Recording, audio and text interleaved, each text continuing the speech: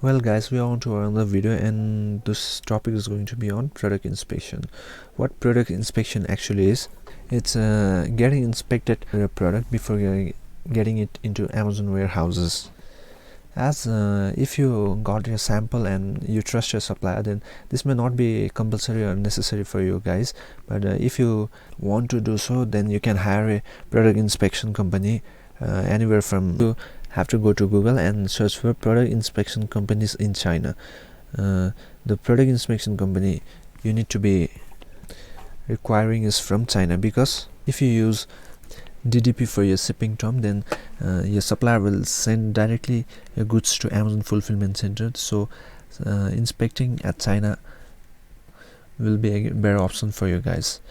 So as you can see, there are tons of product inspection companies here, and you can search from any one of them and get your product inspected in the supplier factory itself. But guys, as per my recommendation, this is not necessary if you are trust your product, trust your supplier, and the product you are receiving is in good quality. But if you tend to spend that extra few $100s for your Amazon product and your safe side, then you can go with these options, guys. So hope you got example how you can get a product inspection company and how can you get your product inspected in China.